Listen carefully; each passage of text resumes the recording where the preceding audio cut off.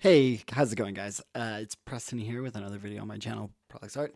And for those that don't know, Ross Draws has been going through some controversy. I've talked about it in past videos, and I am going to do this final video talking about it and going through his video reaction or his apology video. I don't know what to call it. His his side of the story. There we go.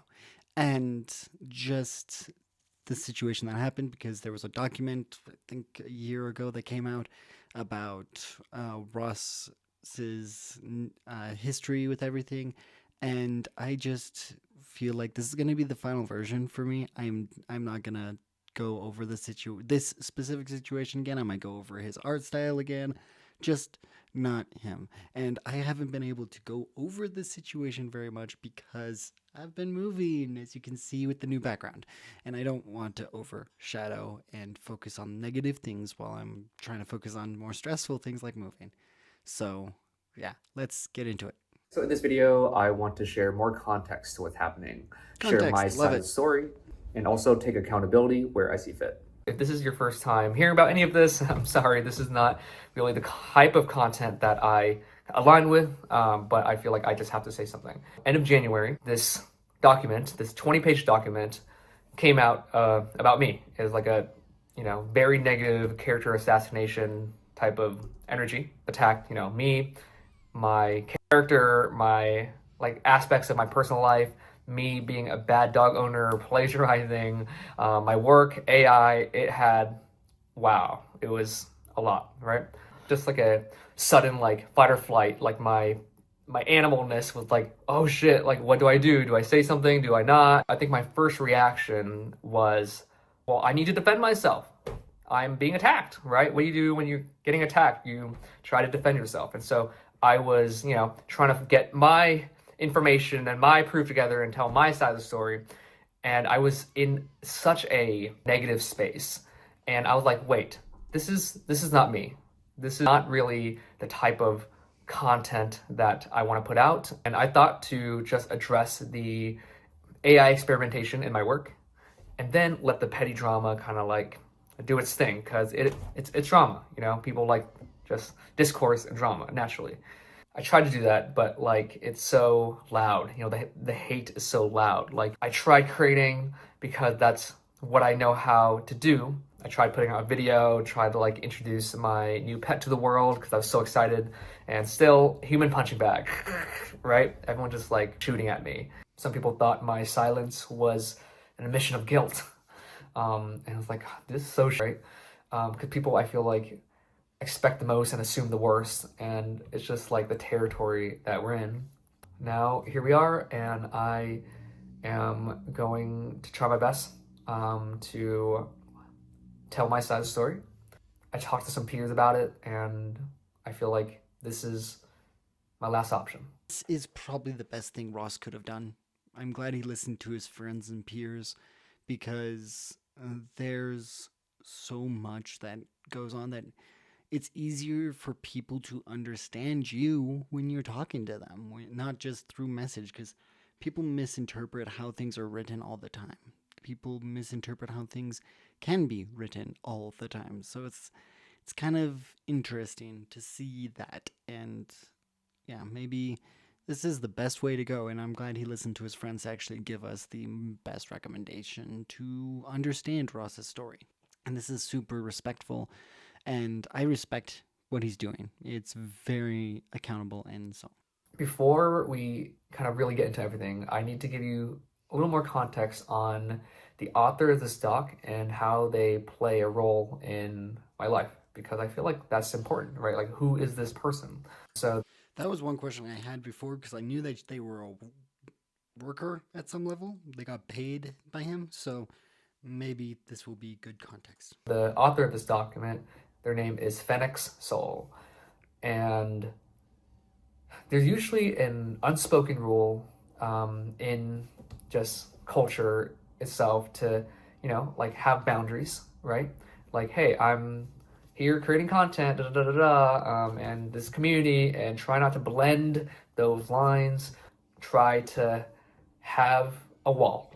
I wanted to maybe see through that and challenge that a little bit, because at the core, we're all human, right? Right. Why am I putting up a That's a wall good and like point. trying to, hey, you're over there, I'm over here vibe? That's like, I feel like that's not really my style. FedEx Soul was a very vocal, enthusiastic member of this community, you know, commented on a lot of my artwork, take an appreciation and liking, trying to, you know, talk to me and get my attention.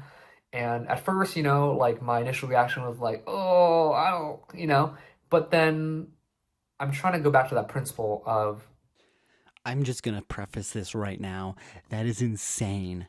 I've had people talk to me in a way like that before, and it never ended well for me. So, seeing these specific screenshots, if Ross, if I was your friend, man, I would give you a heads up.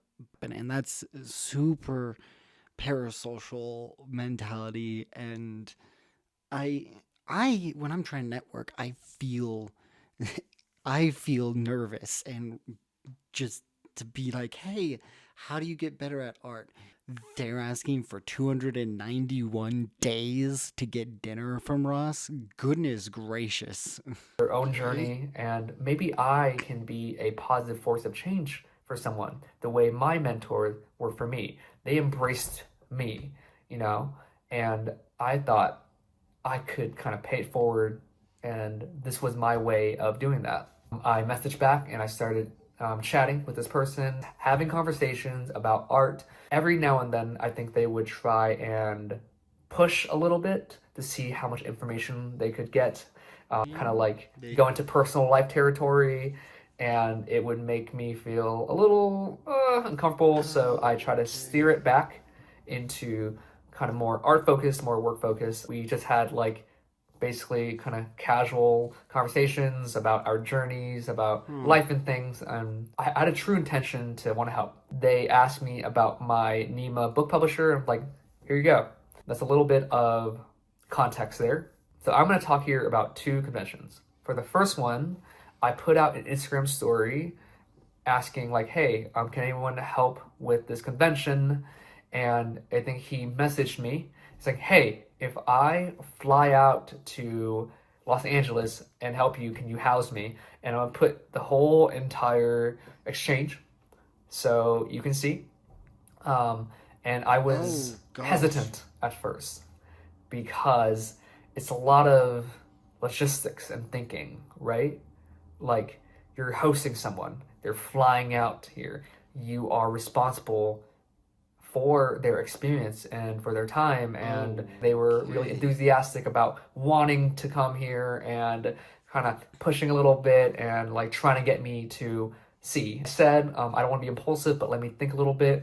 There are some logistical things. He's like, what are they? Let's knock them out. Who's gonna drive you from the airport to here? List out all the details. I said, hey, I can pay for convention lunches and dinners and you to a party if I'm invited to, blah, blah, blah. Even though maybe I'm a little hesitant and it's a lot to try to host somebody, maybe this person just needs an opportunity, you know, a shot. And I had the ability to give this person that shot. You know what? Why not? What's the worst that can happen? The crazy thing about this is that we saw before what actually happened and why, like, according to FedEx, like, we saw before what happened. Like, they were talking about billing and getting paid, but this shows the full context that it seemed more like it was one of those, like, old, like, mentalities where they were like, oh, I'm just gonna show up to work and they're gonna start paying me type deal. And I'm all for paying people and helping people or giving people that help you at conventions some form of agreed upon assistance or funding or, you know, something, food, housing, something along those lines. And this is just insane. I read through these and I could not. I can't. This is just crazy, man. This is.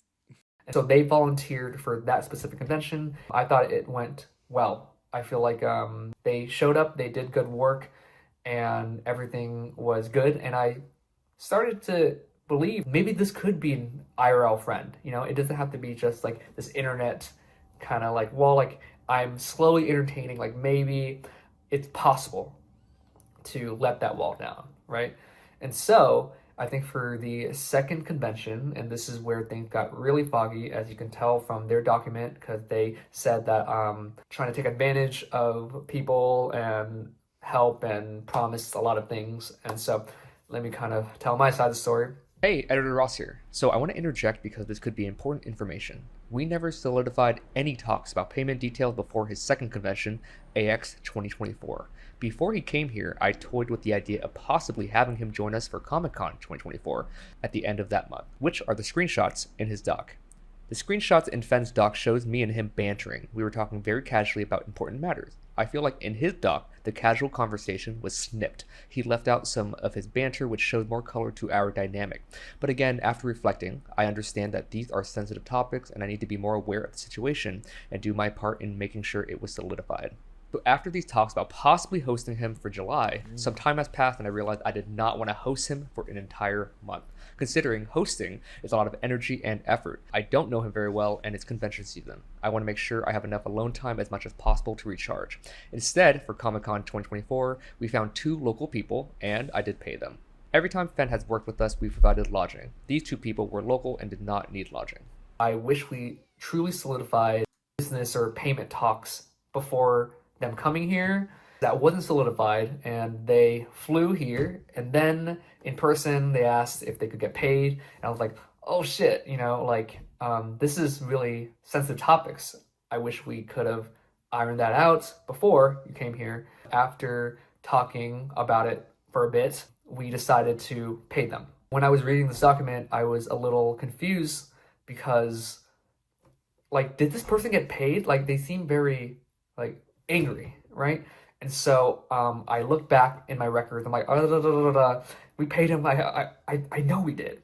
And then I found out, yeah, we did pay him $640 for the weekend. We got convention lunches, dinners, accommodations, hosting. Also, any free merch that he asked for, I'm pretty sure I honored almost all of it. And the convention right after, which he wasn't a part of, he asked for a badge to attend. And I was like, here you go. So we gave him a free badge for another convention too.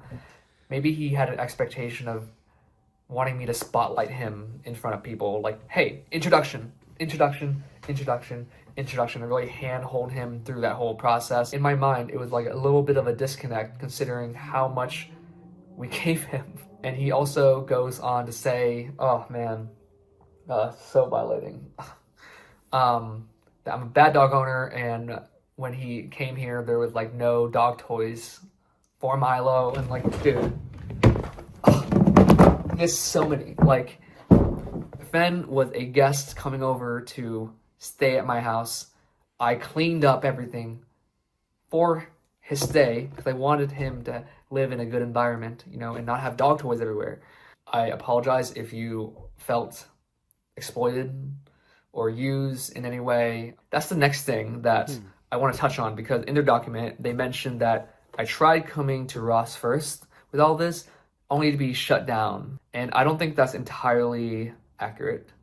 Their way of coming to me with all this is sending, out of the blue, unsolicited,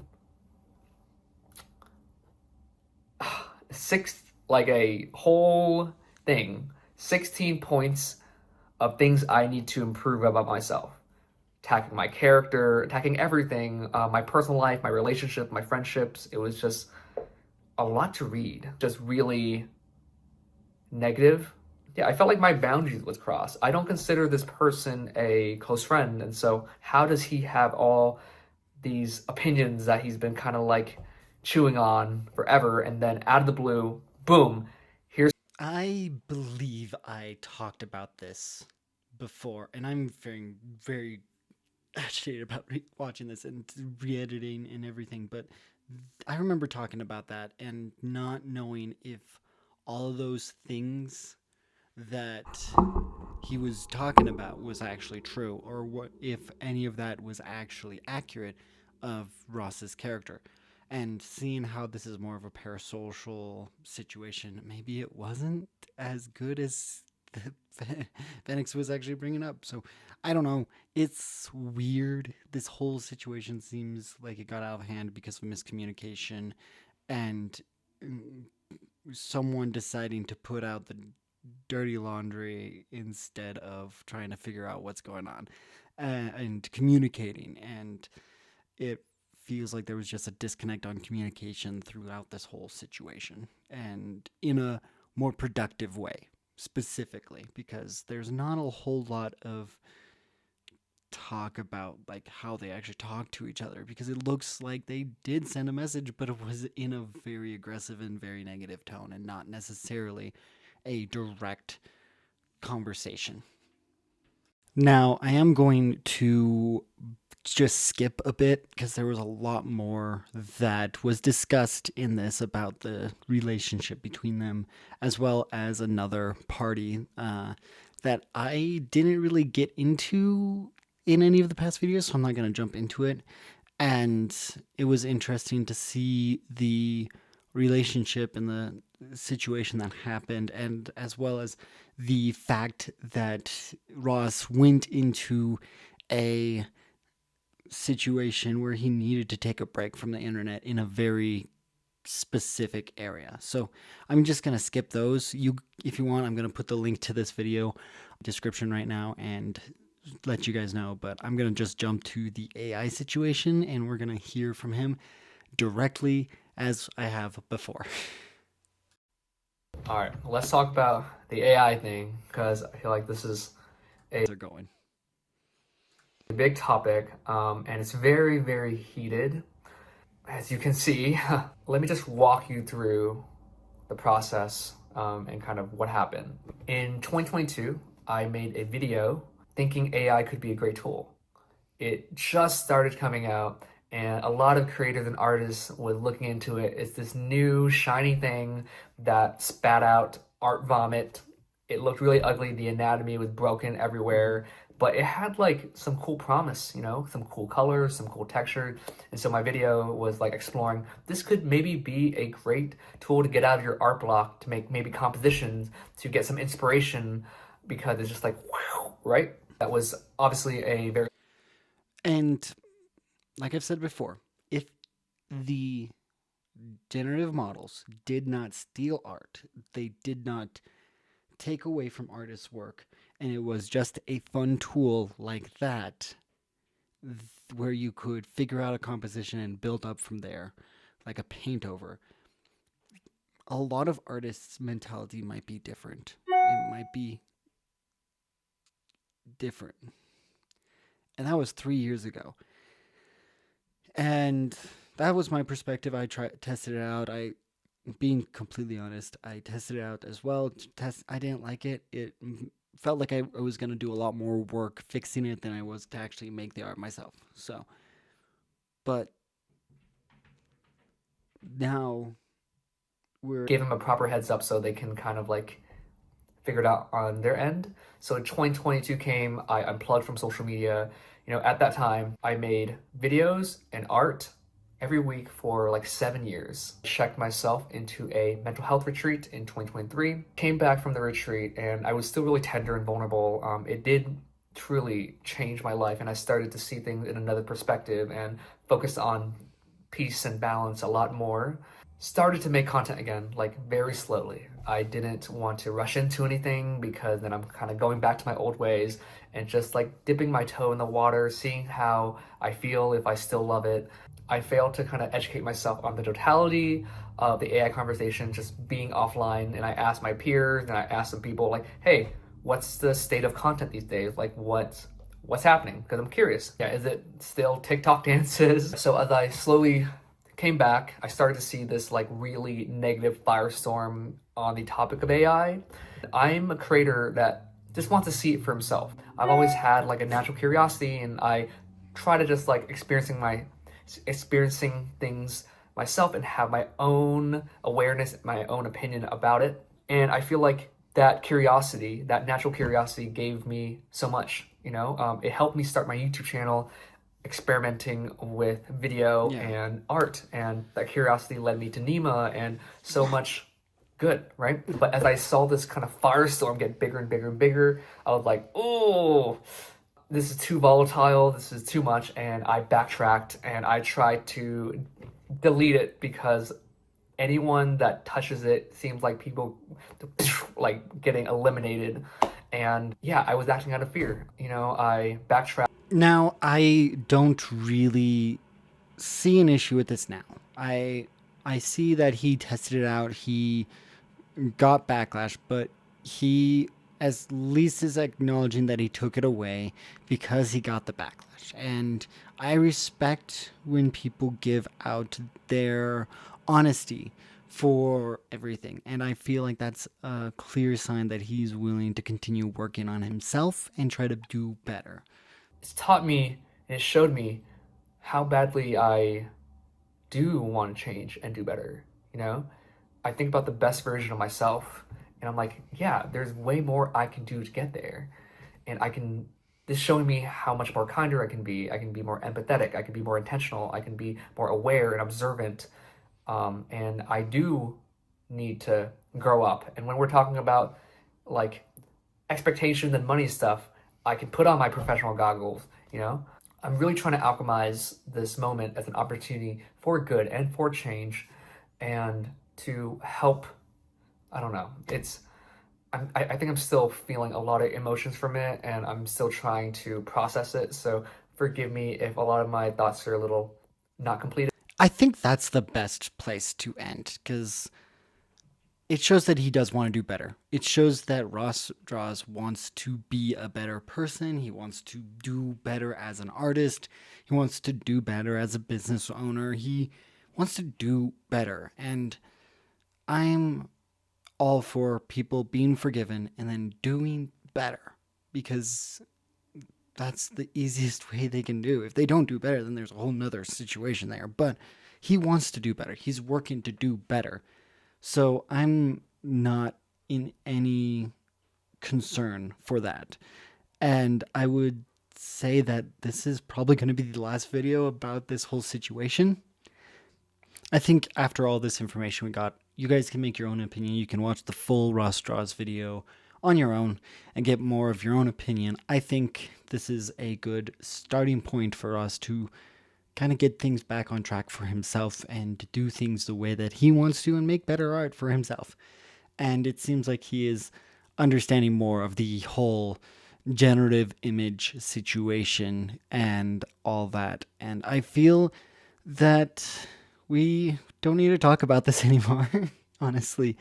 Because I just think it's done. It's over. We can go back to our art and draw now. But I do think that this is a good spot. I was always for him giving out his own opinion and understanding and helping us know more of what's going on. So yeah, I think he's in a good spot now. And I will see you guys again next time in the next video.